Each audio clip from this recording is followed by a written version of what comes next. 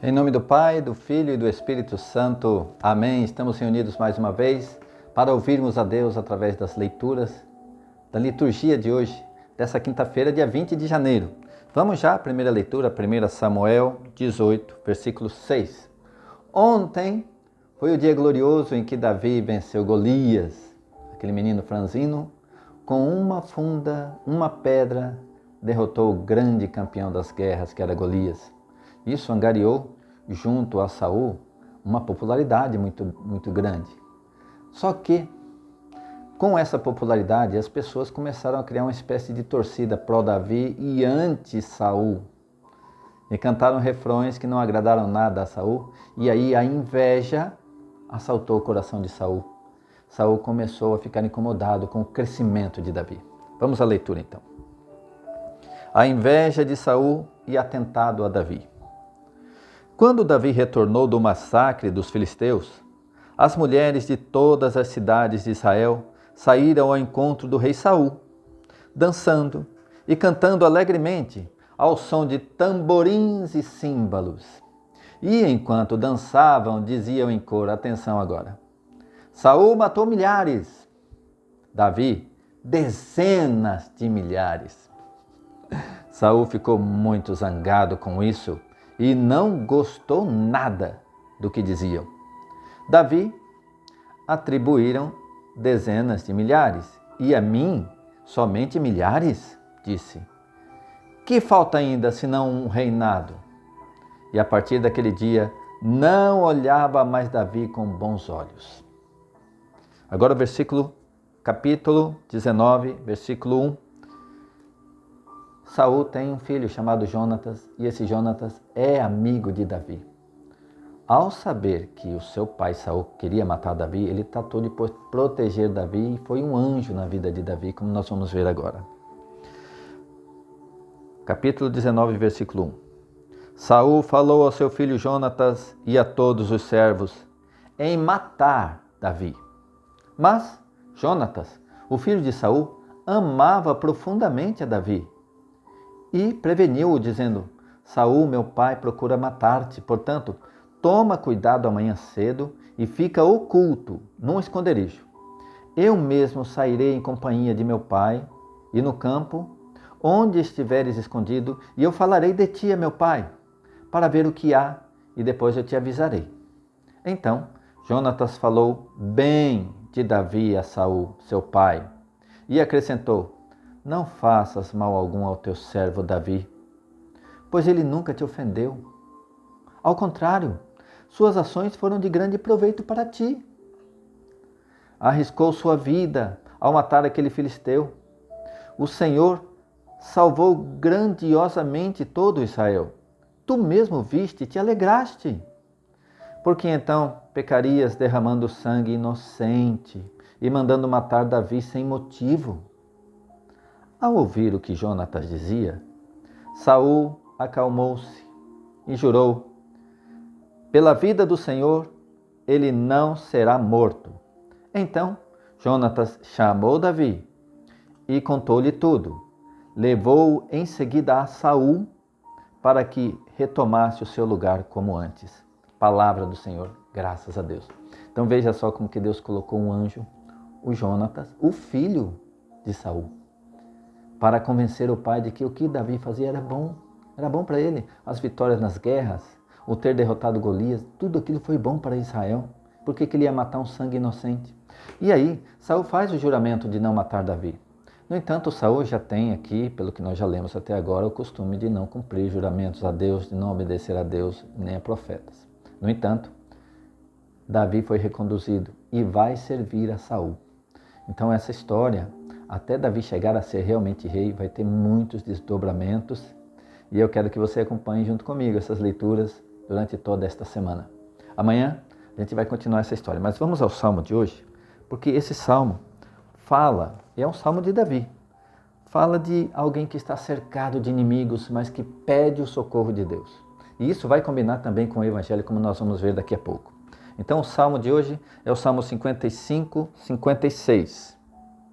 E diz assim: Tem piedade de mim, ó Deus, porque me calcam aos pés, um agressor me oprime o dia todo.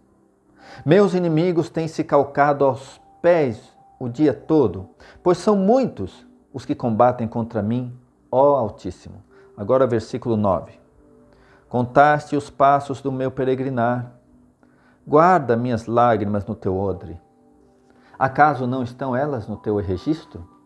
Então vão recuar meus inimigos, no dia em que eu te invocar. Por isso eu sei que tu és o meu Deus. Em Deus cuja palavra eu louvo, no Senhor cuja palavra eu louvo. No Senhor eu confio, não tenho medo. O que fará contra mim um ser humano? Manterei, ó Deus, as promessas que te fiz. Eu te renderei louvores. Amém. Aleluia. E é interessante aqui nesse salmo como ele louva a palavra, não é? Ele diz aqui, olha, cuja palavra eu louvo. Então, nós também estamos aqui diante de Deus na palavra. E nós louvamos o Senhor pela sua palavra. Cuja palavra eu louvo, cuja palavra eu louvo, ele repetiu 2 vezes. Nós também louvamos a Deus, cuja palavra nós louvamos. Amém? Vamos ao evangelho de hoje? Esse evangelho combina, sim, com o Salmo e com a primeira leitura. É Marcos, capítulo 3, versículo 7. Veja bem, Jesus tinha curado o homem da mão seca no dia de sábado, e aí os fariseus queriam matá-lo, e resolveram matá-lo por essa cura feita no sábado. Então Jesus, longe de Jerusalém, nos arredores, na periferia, ele sai levando o seu evangelho e ele é acolhido pelo povo. Então há um contraste. Enquanto o povo acolhe Jesus, multidões acolhem Jesus, os da igreja, os fariseus, o perseguem e querem matá-lo. Olha como que lembra a história de Davi também. Vamos ver aqui. Jesus restaura o povo de Deus em Marcos 3, versículo 7. Anúncio do Evangelho de nosso Senhor Jesus Cristo segundo São Marcos. Glória a vós, Senhor. Pelo sinal da Santa Cruz, livrai-nos Deus, nosso Senhor, dos nossos inimigos. Em nome do Pai, e do Filho, e do Espírito Santo. Amém. Até esse sinal da cruz já pede para nos livrar dos inimigos, como é o Salmo de hoje. Vamos então, Marcos 3, versículo 7. Jesus então retirou-se com seus discípulos em direção ao mar, ou seja, ele se afasta de Jerusalém. E uma grande multidão da Galileia o seguia, também da Judéia e de Jerusalém, da Idumeia, do além Jordão e até da região de Tiro e de Sidônia. Muita gente ouvindo dizer que ele fazia, o que ele fazia, veio até ele. E ele disse aos discípulos que lhe providenciassem um pequeno barco para que a multidão não o comprimisse. De fato, como curasse a muitos, os que estavam mal se atiravam sobre ele para tocá-lo. E os espíritos impuros, quando o viam, caíam aos seus pés, gritando: Tu és o Filho de Deus. Ele, porém, os advertia com insistência para que não revelassem quem ele era. Palavra da salvação. Glória a vós, Senhor. Irmãos, e aqui Jesus também cercado de inimigos humanos, inimigos espirituais, porque os endemoniados, os que eram atormentados de espírito, também se aproximavam ali. E naquele momento, como Jesus se afastou de Jerusalém, Jerusalém era o centro da fé. E aí, a partir do momento que Jesus se afasta, o centro da fé passa a ser ele, Jesus. Pessoas de todas as regiões vieram até ele, até de regiões pagãs. Isso é um micro-retrato do que será a igreja fundada após Pentecostes, que vai acolher povos do mundo inteiro, povos pagãos também. Aqui já acontecia isso. Pessoas do além Jordão vinham até Jesus. E aí, na leitura de amanhã, nós vamos ver a escolha dos 12. Jesus vai escolher os 12 porque ele quer abarcar a igreja inteira, representando ali as 12 tribos de Israel, ou seja, todo o povo de Deus. E até além do povo judeu. Jesus quer salvar ao mundo inteiro. Jesus, Rei do universo. Jesus, Salvador do universo. Outra coisa interessante. Os demônios diziam: Tu és o Filho de Deus. E Jesus mandava eles se calarem. Por quê? Ao revelar isso no início do seu ministério, está aqui no seu primeiro ano como pregador, Jesus, poderia precipitar o seu ministério de pregação. Então, naquele primeiro momento, ele ainda não se apresentava como Messias, mas os demônios queriam precipitar isso, queriam adiantar isso, para atrapalhar o ministério de Jesus nesse mundo.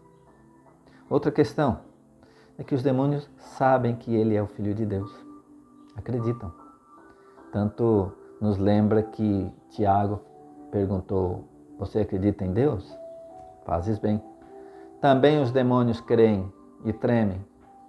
A questão não é só acreditar que Jesus é Filho de Deus, mas é que esta fé me leve a mudar de vida, a mudar de atitude. Uma fé com obras, uma fé com conversão. Porque uma fé sem obras, uma fé sem conversão, não existe, é morta, como é a fé dos demônios. Sim, eles acreditam que Jesus é Filho de Deus, eles acreditam que Deus existe, mas suas obras dizem exatamente o contrário. Que nós todos sejamos hoje tocados e curados por Jesus. Curados fisicamente, curados interiormente, curados espiritualmente, na alma de toda a mancha do pecado. Que esse estudo diário do Evangelho nos leve cada vez mais próximo do Rei Jesus, como aquelas multidões que vinham de todas as regiões do mundo à procura de Jesus. Aqui, ao abrirmos a palavra, nós estamos indo ao encontro de Jesus e nós louvamos e bendizemos o Senhor pela sua palavra, que está à nossa disposição todos os dias. Então, eu espero você amanhã para continuarmos essa história, a história de Davi e a história de Jesus. Estivemos reunidos aqui nesse vídeo, em nome do Pai, e do Filho, e do Espírito Santo. Amém.